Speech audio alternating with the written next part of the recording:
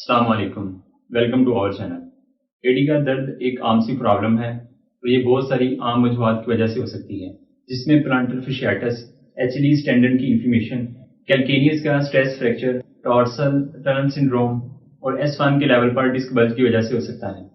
आज की इस वीडियो में हम एडी की इन तमाम वजूहात को डिस्कस करेंगे, तो वीडियो को एंड तक लाजमी देखें।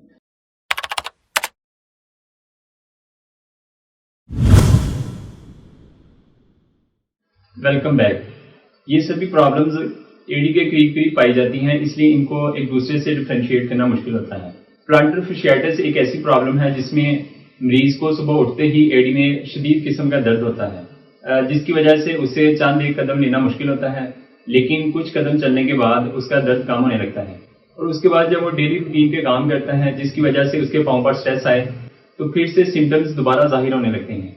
जब मरीजों में इस बीमारी की शिद्दत आती है तो उनके एक्सरे के अंदर हील्स पर नजर आएगा। हील्स पर एडी की हड्डी के अंदर एक्सेसिव बोन ग्रोथ होती है। जब एक्सेसिव लोड पड़ने की वजह से वहां पर वियर एंड टियर होता है तो कोलेजन फाइबर्स की रीग्रोथ की वजह से और फाइबर्स की एक्सेसिव पुल की वजह से वहां पर ये हड्डी की ग्रोथ होने लगती है। इसकी मैनेजमेंट को समझने के लिए डिस्क्रिप्शन के अंदर लिंक को फॉलो करते हुए उस वीडियो को देख सकते हैं। एचलीज टेंडनाइटिस ये भी एक सीवियर और क्रॉनिक प्रॉब्लम है जिसमें मरीज को एडी के पीछे और ऊपर की तरफ खिंचाव और दर्द महसूस होता है। ये प्रॉब्लम अक्सर तौर पर पाँव की बायोमैकेनिक्स गलत होने की वजह से डेवलप होता है। ये मसला एथलीट्स के अंदर इंटेंस ट्रेनिंग की वजह से, जबकि आम लोगों के अंदर काम की नोयत जिसकी वजह से उनकी पाँव पर बार बार स्ट्रेस और स्ट्रेन आता है उसकी वजह से डेवलप हो सकता है।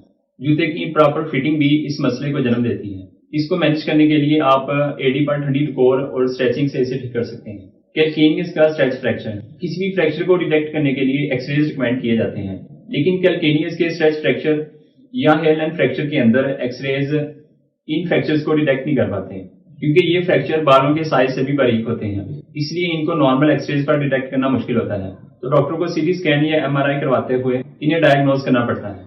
ये स्ट्रेस फ्रैक्चर दूसरों से डिफरेंशिएट करने के लिए आप एडी को दोनों तरफ से पकड़ते हुए दबाएंगे। अगर दबाने से आपकी एडी में दर्द की कैफियत जाती है तो मुमकिन है कि ये दर्द आपकी एडी में स्ट्रेस फ्रैक्चर की वजह से है।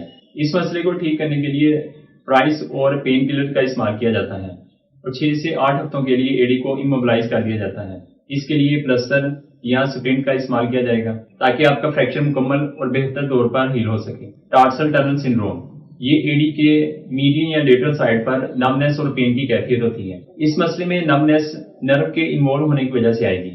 पोस्टीरियर टिबियल नर्व लेटरल और मीडियल ब्रांचेस में डिवाइड होती है। जो भी ब्रांच इस मसले में इफेक्टेड होगी उस हिस्से में सिम्टम्स देखने को मिलेंगे, जैसे कि अगर मसल या नर्व के अंदर जख्म है और पाँव की मोच की वजह से इस नर्व की इरिटेशन से ये प्रॉब्लम आने लगता है। ये सभी पैथोलॉजिकल कंडीशन एडी के इर्द गिर्द मौजूद होती है, लेकिन ऐसा भी मुमकिन है कि किसी और जगह का मसला एडी में प्रॉब्लम कर सकता है, जैसे S1 के लेवल पर डिस्क बल्ज, पाँव के लेटरल एस्पेक्ट में नमनेस और दर्द की वजह बन सकती है। इन सभी प्रॉब्लम्स के लिए दुनिया भर में मुख्तलिफ ट्रीटमेंट ऑप्शंस अप्लाई किए जाते हैं, जो कि आपका फिजिशियन और डॉक्टर असेसमेंट के बाद ही आपको रिकमेंड कर सकते हैं।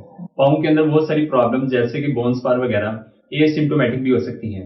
ये पैथोलॉजिकल कंडीशन किसी भी सिम्टम्स को पैदा नहीं करती और अक्सर ट्रीटमेंट करते हुए इन प्रॉब्लम्स के अंदर सिम्टम्स के बढ़ जाने का भी खतरा होता है, जैसे टेंडनाइटिस या प्लांटर fasciitis में ओवर स्ट्रेचिंग या बार बार स्ट्रेचिंग की वजह से जो मसल फाइबर्स हैं वो इरिटेट होने लगते हैं, जिससे दर्द और स्वेलिंग में इजाफा हो सकता है। इसलिए एक डॉक्टर ही इन बीमारियों को डिफरेंशिएट कर सकता है। अगर एडी के दर्द के हवाले से आपके जहन में कोई भी सवाल है तो आप कमेंट सेक्शन में हमसे पूछ सकते हैं। अपना बहुत सारा ख्याल रखें। Thanks for watching.